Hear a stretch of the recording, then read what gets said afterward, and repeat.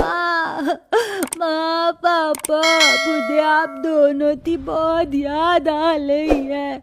माँ पापा वापस आ जाओ मेरे पास। अरे शिबू, ऐसे रोते नहीं। बाबू, मैं हूं ना तेरे पास, और मम्मी पापा भी हमारे पास हैं। वो हमें ऊपर से देख रहे हैं। चुप हो जा।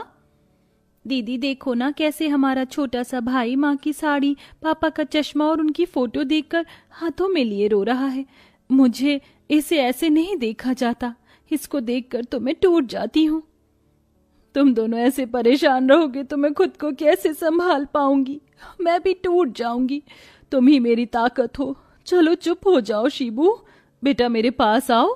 तू चिंता मत कर, मैं तेरा माँ की तरह ख्याल रखूंगी। हाँ दीदी।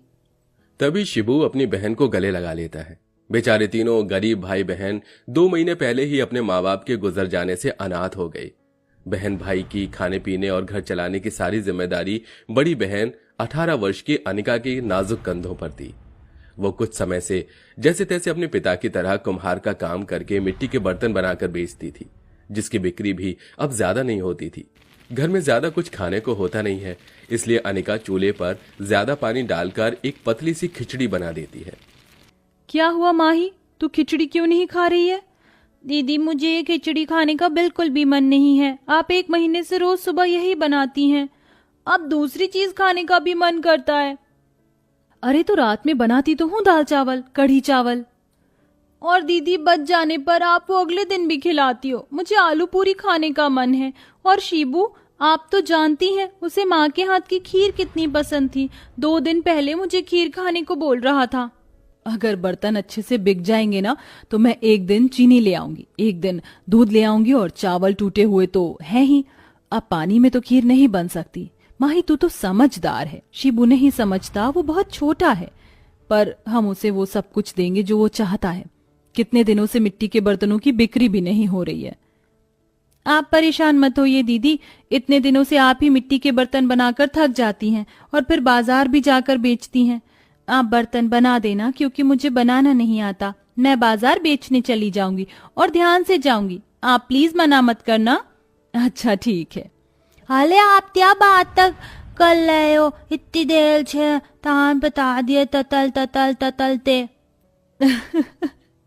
हे भगवान, ये मेरा छोटा भाई भी ना, एक तो इसकी प्यारी सी आवाज, ऊपर से तोतला।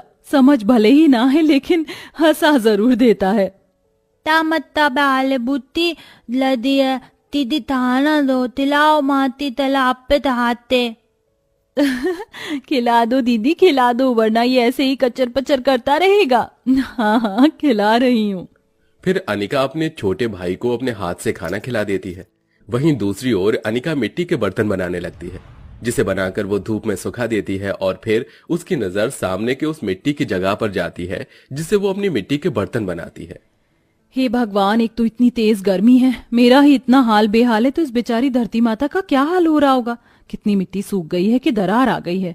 मुझे नमी के लिए पानी डालना होगा। अनिका के घर के अंदर बर्तन देखने जाती है जिनमें नाम मात्र पानी होता है। ओफो, इसमें तो पानी ही नहीं है।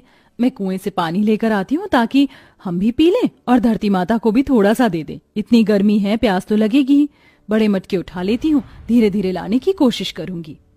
अनिका 2 बड़े बड़े मटकों को लिए चिलचिलाती धूप में कुएं से पानी भरने चली जाती है। वो कुआं जो कि उसके घर से बहुत दूर था। फिर अनिका पानी भरकर बड़ी मुश्किल से घर लेकर आती है और एक मटका घर रखकर दूसरे मटके से उस सामने सूखी बंजर मिट्टी में पानी डालती है।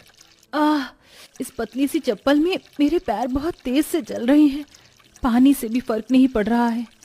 ये लो प्यारी सूखी मिट्टी, मैं तुम्हें पानी दे रही हूँ, जिसके बाद तुम में नमी आ जाएगी और फिर तुम्हें तपन महसूस नहीं होगी। अच्छा, अब मैं चलती हूँ। अनिका मिट्टी को पानी देकर अपने सूखे हुए मिट्टी के बर्तनों को उठाकर टोकरी में रखती है। तभी माही आती है। अरे दीदी, आप टोकरी लेकर कहाँ चल दी? मैंने कहा था ना मैं ही बाजार जाऊंगी मिट्टी के बर्तन बेचने के लिए। आप शिबू के साथ घर पर रहिए। वैसे भी आपको कब से ढूंढ रहा है। कहाँ चली गई थी आप? पानी भरने गई थी, बताया तो था। ठीक है, तू आराम से जाना। अगर टोकरी नहीं संभल रही है तो बता दे, मैं संभाल लूंगी दीदी, इतनी भारी नहीं है टोकरी। फिर माही भारी टोकरी को मुश्किल से उठाकर बाजार में ले जाती है और बेचने लगती है। बर्तन ले लीजिए, बर्तन, मिट्टी के सुंदर सुंदर बर्तन ले लीजिए, सिर्फ 40 रुपए, 40 रुपए। काकी बर्तन ले लो ना। अरे नहीं, मुझे ये बर्तन नहीं लेने। अब मेरे पास स्टील के बर्तन हैं, गांव में बिकने लग गए हैं और ये टूट भी तो जाते हैं। हे भगवान, बहुत देर हो गई है, कोई भी हमसे मिट्टी के बर्तन क्यों नहीं खरीद रहा है? थोड़ी सी और आगे जाकर बेचती हूँ। माही मिट्टी के बर्तन की टोकरी बाजार में और अंदर ले जाती है और बेचने लगती है, जिससे 2 बर्तन कम पैसों में बिक जाते हैं। उन 60 रुपए से वो रात का खाना बनाने की सब्जी चावल ले आती है। ऐसे ही हफ्ते गुजर जाते हैं। माही के रोज बाजार में मिट्टी के बर्तन बेचने पर भी मुश्किल से 1 या 2 ही बिकते थे। वहीं दूसरी ओर अनिका उसी सूखी मिट्टी में रोज पानी देती थी। अब अगले दिन खाने को कुछ नहीं था, जिसमें छोटे भाई को बहुत भूख लगती है। दे दे, मुझे बहुत भूख लगी है, पेट में हुई हुई होली है, खाना दे दो तुझ तो, आपने धील भी नहीं बनाई। भाई थोड़े दिन और रुक जा, मेरे को खीर वाला सामान नहीं मिला बाबू, दुकान पर कोई दे ही नहीं रहा, अभी वो वाला सामान खत्म हो गया है। हाँ बाबू, थोड़े दिन और रुक जा, दीदी मैं किसी से खाना मांग कर लाती हूँ। अब तो हम पर पैसे भी नहीं हैं, ना घर में कुछ और दाना पानी, और आटा भी खत्म है। मुझसे मटकी भी फूट गई, इतनी गर्मी में मटकी के पानी से भी प्यास नहीं बुझती। अब परेशानियां तो हैं, लेकिन हम अनाथ बच्चों की जिंदगी अब बस यूं ही रहेगी। मैं आज मिट्टी के गमले बनाऊंगी, बर्तन तो बिक नहीं रहे हैं। अनिका रोते हुए उसी जगह से मिट्टी लेने जाती है जिसमें वो इतने दिनों से पानी दे रही थी, और माही अपने भाई के लिए खाना लेने जाती है तो आस पड़ोस के लोग भी उन्हें दुत्कार देते हैं। माही वापस आकर अनिका को सब कुछ बताती है, जिससे उसे और रोना आता है और उसके आंसू इस धरती माता पर गिर पड़ते हैं कि धरती माता मुस्कुरा कर कहती है, पुत्री, अब तक तो तुम मुझे रोज दूर के कुएं से पैर जलाकर पानी से सींच रही थी, पर आज तुमने अपने उदास मन के साथ अपने अश्रुओं से मुझे नम कर दिया। मैं अपनी संतान को ऐसे परेशान होता हुआ नहीं देख सकती। मैं तुमसे बहुत प्रसन्न हूँ कि इतनी गर्मी में भी तुमने मेरा ख्याल रखा, मुझे रोज पानी दिया। इतनी गर्मी में तो कोई इंसान भी किसी की प्यास नहीं बुझाता, पर तुमने मुझे रोज पानी देकर बिल्कुल सूखने नहीं दिया। इसलिए मेरा फर्ज बनता है कि अब तुम खुश रहो। मैं तुम्हें जादुई 3 बर्तन देती हूँ। ये लो, पहले जादुई कुकर, इसमें तुम खीर, चावल, सब्जी कुछ भी बना सकती हो। दूसरा है आटे का बर्तन, इस आटे के बर्तन से कभी आटा खत्म नहीं होगा।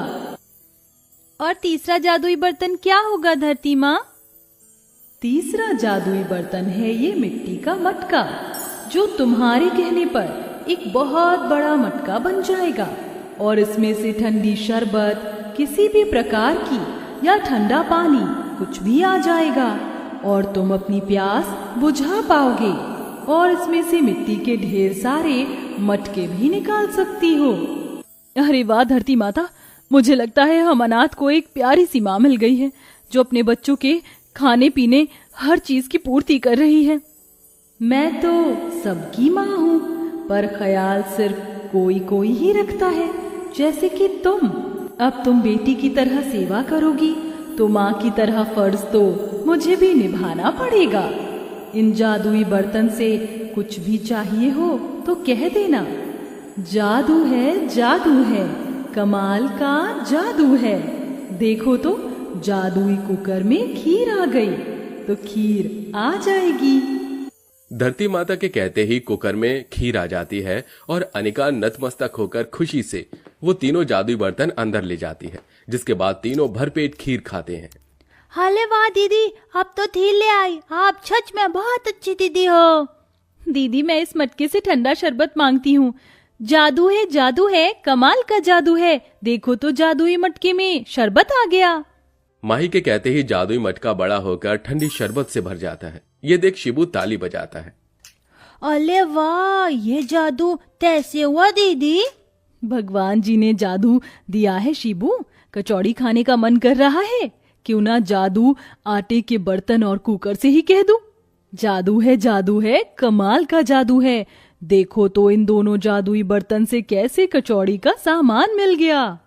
फिर आटे के बर्तन से ढेर सारा आटा और कुकर से उबले हुए मसाले वाले आलू आ जाते हैं, जिसकी अनिका कढ़ाई में गरम गरम कचौड़ी बनाकर निकाल देती है, जिसके बाद सारे भाई बहन उसे खाते हैं। अरे वाह, ये तो सच में कमाल के जादुई बर्तन दे दिए हमारी धरती माता ने। अब हमें परेशान होने की कोई जरूरत नहीं है, हमें खाना इनसे ही मिल जाएगा। अरे, धरती माता ने कहा था कि वो बहुत सारे मिट्टी के मटके भी देगा। एक बार मांग लेती हूँ, उन्हीं को बेचूंगी। जादू है, जादू है, कमाल का जादू है। जादुई मटके से ढेर सारे मटके जो मिल गए।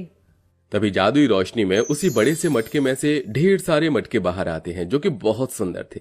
इन्हें बेचकर उनका व्यापार चलने लगता है, क्योंकि जादुई मटका होने की वजह से वो ठंडक ज्यादा देते थे, इसलिए ज्यादा बिकते थे। और अब तीनों भाई बहन नए कपड़े, चप्पल और किताब लाकर खुशी खुशी रहते हैं और खाने की जरूरत पूरी वो 3 जादुई बर्तन कर दिया करते हैं।